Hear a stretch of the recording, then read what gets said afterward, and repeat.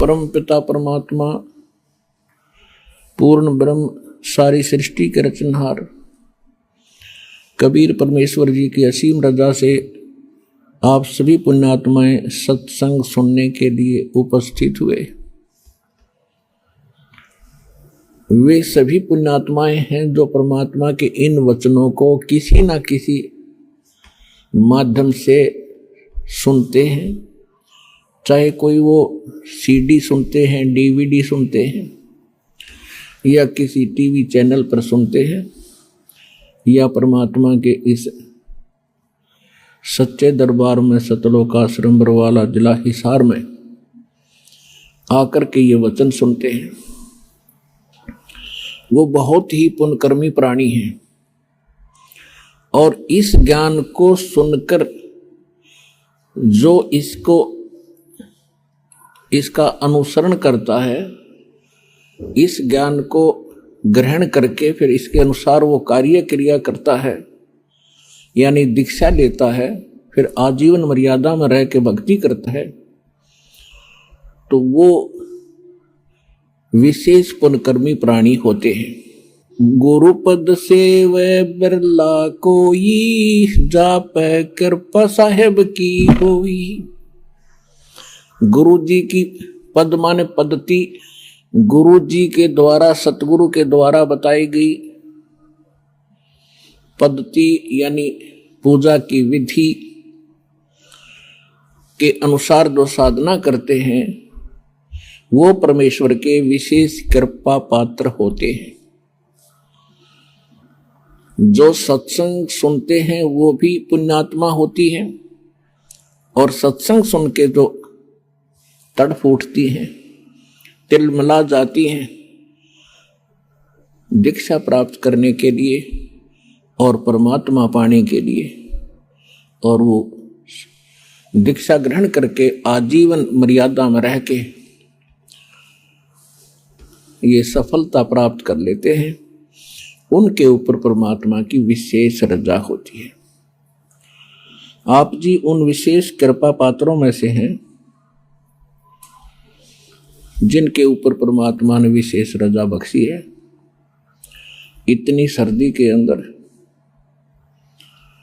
और कहां कहां से कितने लंबे सफर को तय करके आप छोटे छोटे बच्चों को साथ लेकर इस दरबार में पहुंचे हो, आपके ऊपर परमात्मा घना प्रसन्न है। अपने आप ही आपको प्रेरणा करता है, आप ही आपकी व्यवस्था करते हैं। किसी के पास कोई भी चीज का अभाव है, धन नहीं है, वो व्यवस्था भी परमात्मा परमेश्वर कबीर जी कहीं ना कहीं से आपको वो व्यवस्था करते हैं और फिर प्रेरित करते हैं और फिर यहाँ लाते हैं, नाम दिलाते हैं। करे कराव ऐसाइयाँ मन में लहर उठा, दादू सज्जर जीव के वो आप बगल हो जा। सत्संग में आने से प्राणी को ये ज्ञान दिया जाता है,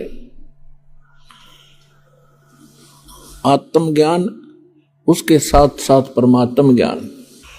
आत्मज्ञान है कि आप कौन हो और मनुष्य जीवन आपको किस लिए प्राप्त हुआ है और इसका मूल उद्देश्य क्या है।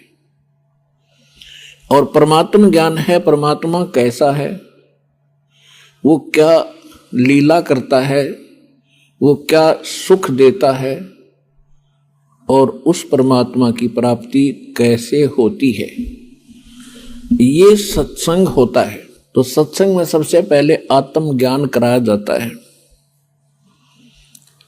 और फिर उसके बाद परमात्म ज्ञान होता है। आत्मज्ञान ये है कि आप असंख्य युगों से इस काल के जाल में भटक रहे हो, जन्म और मृत्यु की इस फांसी पर लटक रहे हो। जब तक आपकी जन्म और मृत्यु समाप्त नहीं होगी आप सुखी नहीं हो सकते, चाहे सारी पृथ्वी का राज्य भी आपको प्राप्त हो जाए।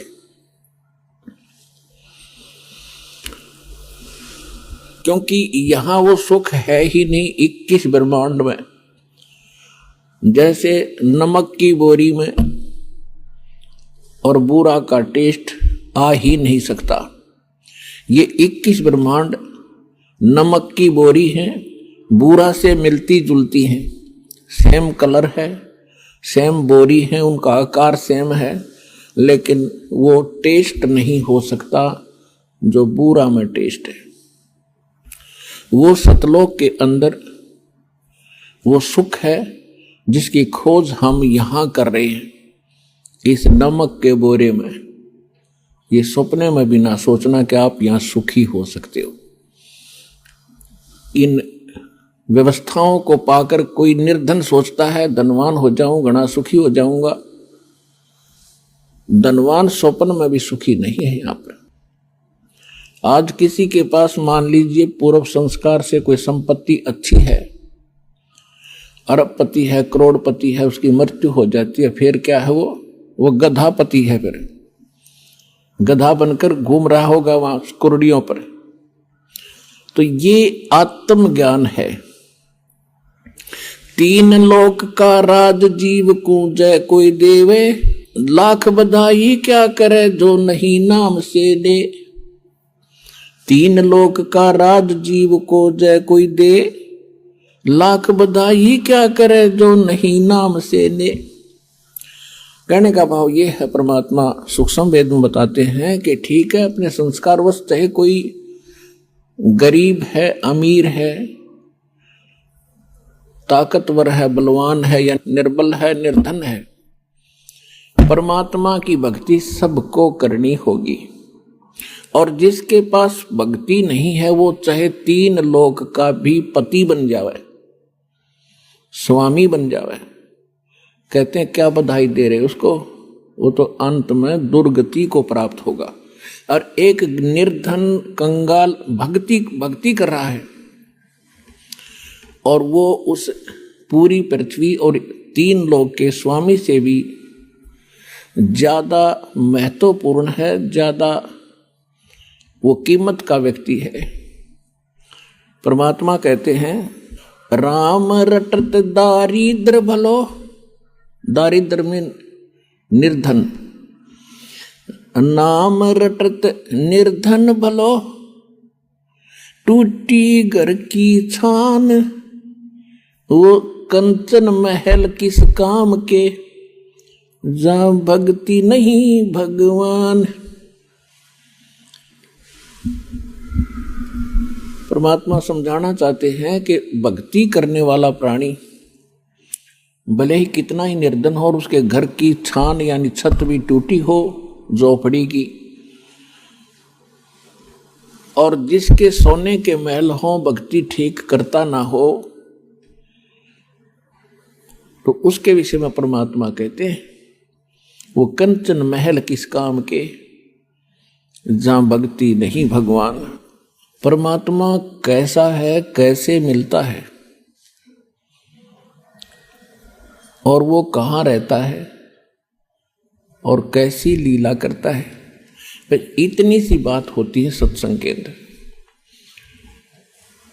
और इनका विस्तार बहुत ज्यादा बताना पड़ता है क्योंकि अज्ञान घना हो गया।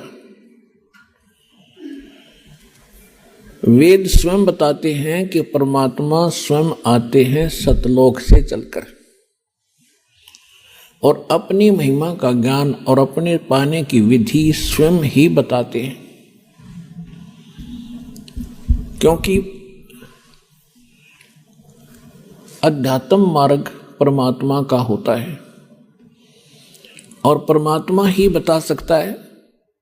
अन्य कोई किसी प्रकार से कोई साधना साधक करके अनुभव करने की चेष्टा करता है तो इनकम्प्लीट ही रहता है, क्योंकि यहाँ का भगवान जो है, जो यहाँ का स्वामी है, ये काल भगवान, ये नहीं चाहता कि यहाँ मेरे जाल में फंसे हुए प्राणियों को उस पूर्ण परमात्मा की जानकारी हो जा और उसके पाने की विधि प्राप्त तो बिल्कुल नहीं होने देता,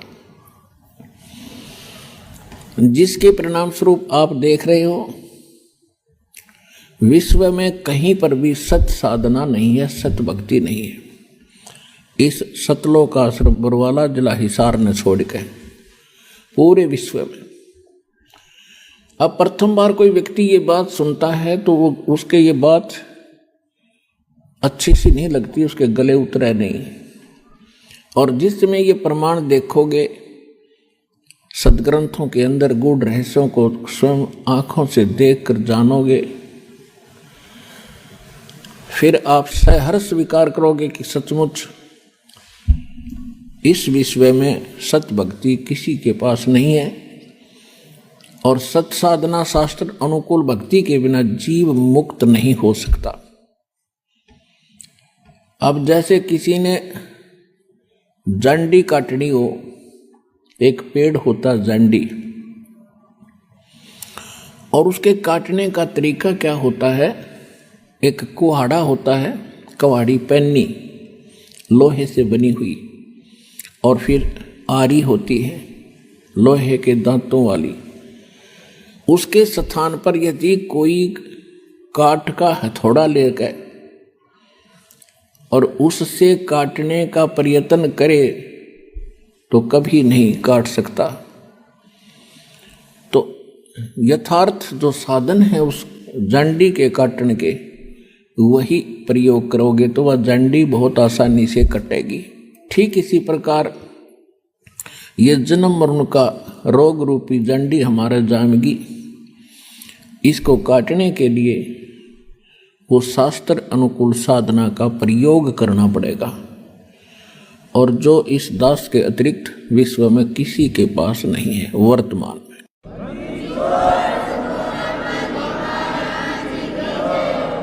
और जिन महापुरुषों ने यह जंडी काटी अर्थात मोक्ष प्राप्त किया, उन्होंने भी यही औजार प्रयोग किए थे जो दास आपको दे रहा है, बता रहा है, सुना रहा है, दिखा रहा है। और इस तरह जंडी कटेगी, इसी से ये मोक्ष होगा। आज आपको बताएंगे कि परमात्मा कैसे मिले, परमात्मा प्राप्ति कैसे होगी। उसके लिए आपको प्रमाण भी देंगे और साथ में सत्संग भी सुनाएंगे।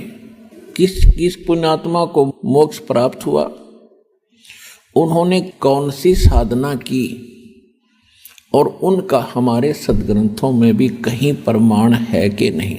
हमारे सदग्रंथों में प्रमाण मिल जावे वो होगी शास्त्र अनुकूल साधना, और उसी साधना को उन महापुरुषों ने किया हो जिनको मोक्ष प्राप्त हुआ,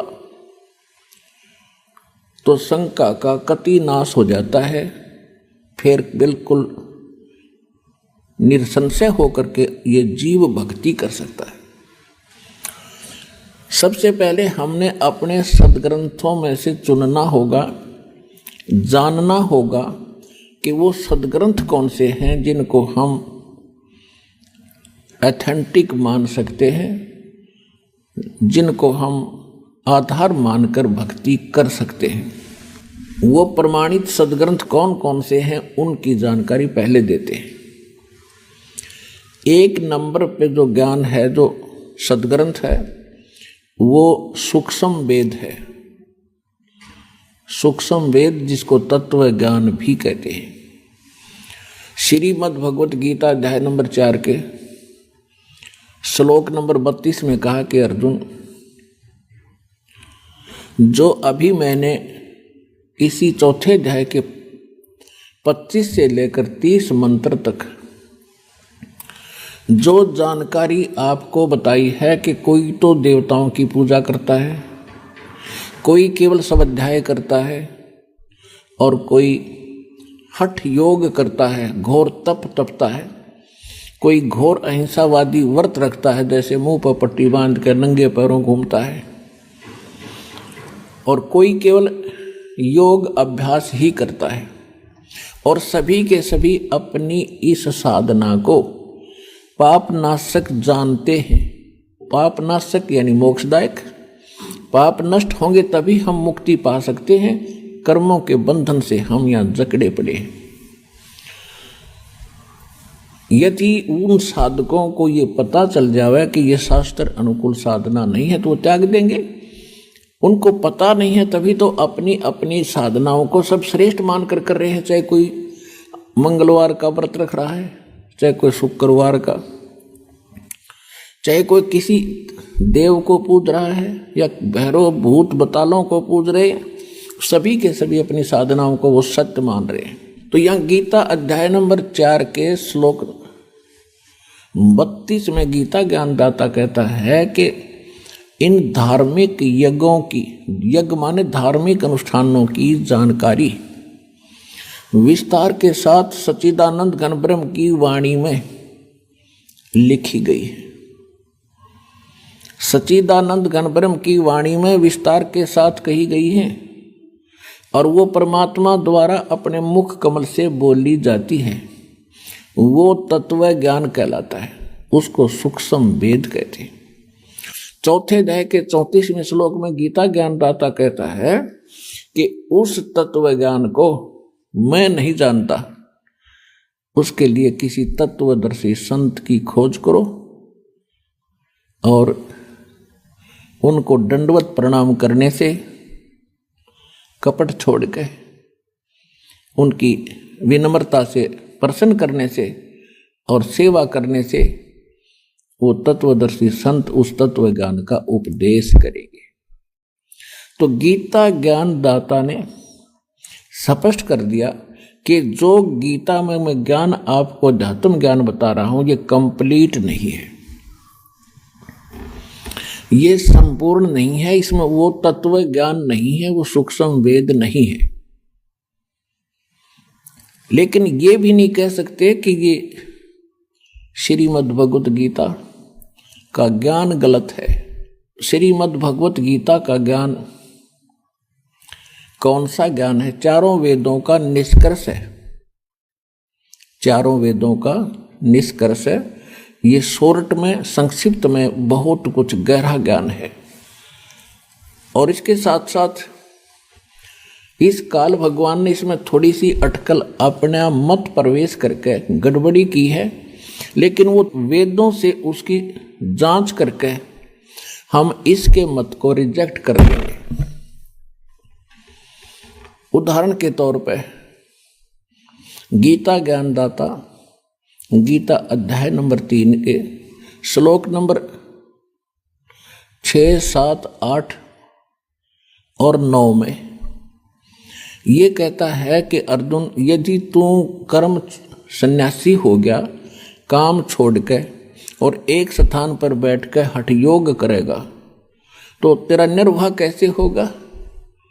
यानी कर्म सन्यासी मत बन, कर्म योगी बन, यानी काम करते करते भक्ति कर। ये तो है वेद ज्ञान। फिर इसने 6ठे अध्याय के 10 से लेकर 15 तक अपना मत बताया है। 10 से लेकर 15 तक अपना मत बताया है कि एकांत स्थान पर बैठ जा, नीचे थोड़ा सा घास फूस बिछा, उसके ऊपर मृगशाला बिछा, ना ज्यादा आसन ऊंचा हो ना नीचा हो, अपने नाक के अग्र भाग पर देखता रहे, ऐसे साधना कर। तो ये किसी वेद में नहीं, ना किसी उस तत्व ज्ञान में, क्योंकि ये उसका खंडन है जो 3रे अध्याय के 6, 7, 8 के अंदर ये कह रहा है कि अर्जुन तू यदि हठ करके बैठ गया, तेरा निर्वाह कैसे होगा, गुजारा कैसे चलेगा? तो काम भी कर, भक्ति भी कर।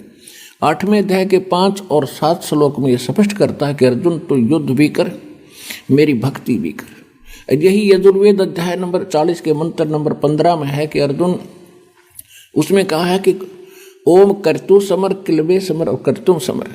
ओम नाम का जाप काम करते करते सेवन करो, विशेष कसक के साथ सेवन करो, मनुष्य जीवन का मूल कर्तव्य जान के ओम का सिमरण करो। ये तो है ओम यानी ब्रह्म तक की साधना का वर्णन है उसके अंदर वेदों और गीता। और यही गीता अध्याय नंबर 8 के श्लोक नंबर 13 में कहा है कि ओम इति एकाक्षरम ब्रह्म विवहारण माम अनुसमरण ये पर्याति तजन देहम सयाति परमाम गतिम। मुझ ब्रह्म का केवल एक ओम मंत्र है और उच्चारण करके सिमरण करता हुआ जो इस शरीर त्याग कर जाता है यानी अंतिम सांस तक भक्ति करता हुआ प्राण छोड़ता है, वो ओम से मिलने वाली परम गति उसको प्राप्त होता है। ओम से मिलने वाली परम गति कौन सी है? ब्रह्मलोक प्राप्ति होती है, क्योंकि ये ब्रह्म का मंत्र है। 8वें अध्याय के 16वें श्लोक में स्पष्ट किया है कि ब्रह्मलोक में गए हुए प्राणी भी जन्म मृत्यु में ही रहते हैं, पुनरावृत्ति के अंदर। तो प्रसंग चल रहा है, यही सूक्ष्म वेद में बताया है, नाम उठत नाम बैठत नाम सोवत जागवे, नाम खाते नाम पीते नाम से ती लागवे। यानी वेद वही बताते हैं, सूक्ष्म वेद तत्व ज्ञान गॉड गिवन स्पिरिचुअल जो परमात्मा ने स्वयं आकर बोला है, वो भी यही कहता है कि काम करते करते सिमरण करो। तो ये मत है, वेद में यही है, सूक्ष्म वेद में यही है, ये दुर्वेद में यही है। और जहाँ गीता वेदों का निष्कर्ष है, गीता जी में भी जहाँ वेद ज्ञान इसने दिया वो बिल्कुल सही है कि युद्ध भी कर मेरा सिमरण भी कर, ये बिल्कुल सही है। 3रे अध्याय के 6 से लेकर 9 तक इसने सही कहा है कि एक स्थान पर बैठ कर तू हठ योग करता रहा, तेरा पेट गुजारा कैसे चलेगा। तो ये ज्ञान वेद गीता और सूक्ष्म वेद से मिलता है, ये बिल्कुल सही है। जो इसने 6ठे अध्याय के 10 से लेकर 15 तक अपना मत प्रोड्यूस किया है वो रिजेक्टेड है, वो नहीं मानने का। तो इस प्रकार हमने इन सदग्रंथों को चुनना है कि कौन से शास्त्र हमारे भक्ति में सहयोगी हैं और सत्य हैं, ऑथेंटिक हैं, जो गॉड गिवन हैं। चारों वेद इस काल भगवान को ब्रह्म को पूर्ण परमात्मा ने दिए थे। उन्होंने दिया तो कंप्लीट स्पिरिचुअल नॉलेज था, ये सूक्ष्म वेद भी साथ था।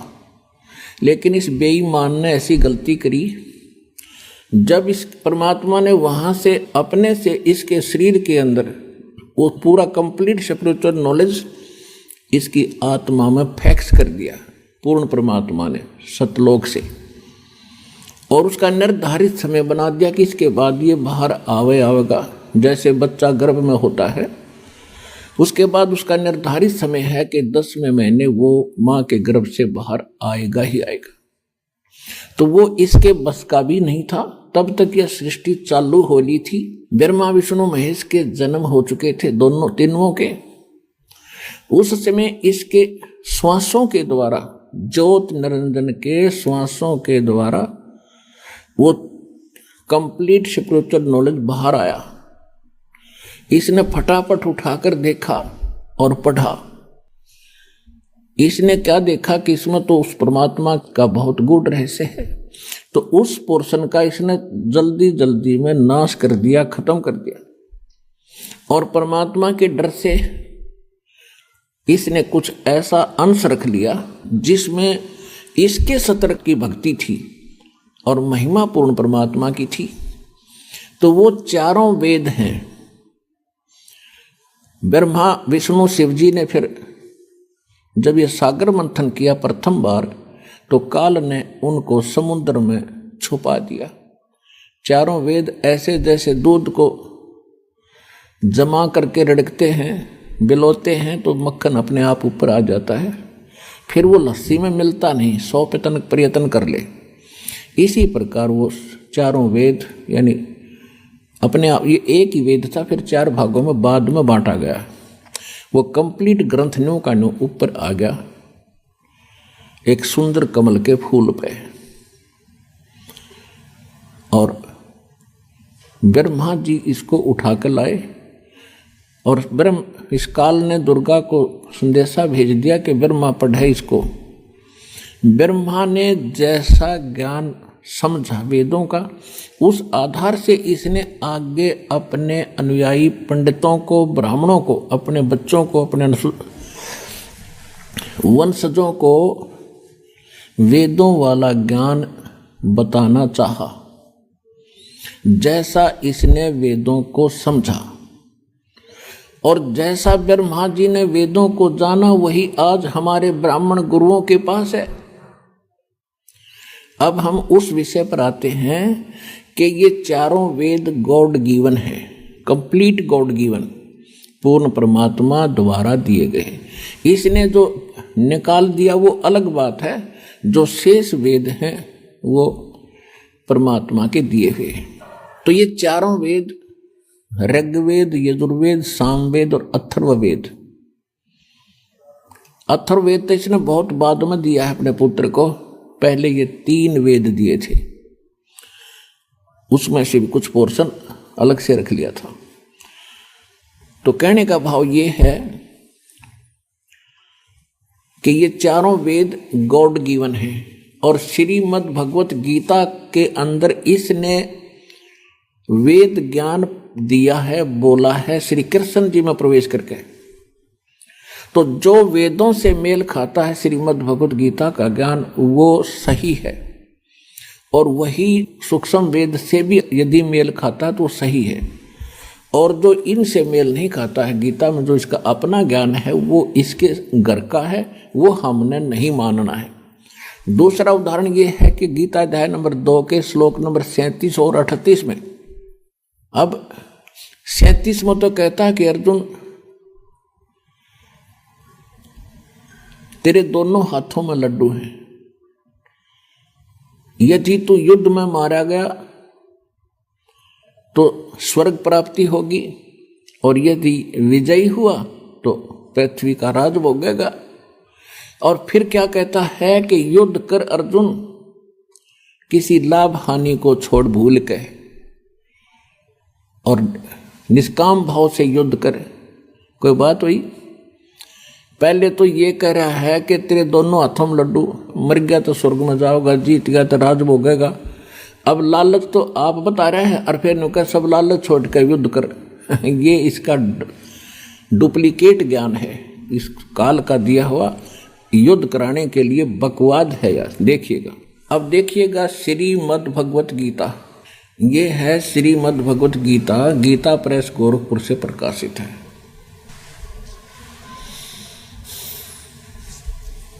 इसके संपादक कौन है देखिएगा, गीता प्रेस गोरखपुर से प्रकाशित है, और जयदयाल गोविंद का इसके अनुवादक है। अब पहले आपको दूसरा अध्याय का 37 और 38 दिखाते हैं, ये देखिएगा। अध्याय नंबर 2 और श्लोक नंबर 37। या तो तू युद्ध में मारा जाकर स्वर्ग को प्राप्त होगा, अथवा संग्राम में जीतकर पृथ्वी का राज भोगेगा।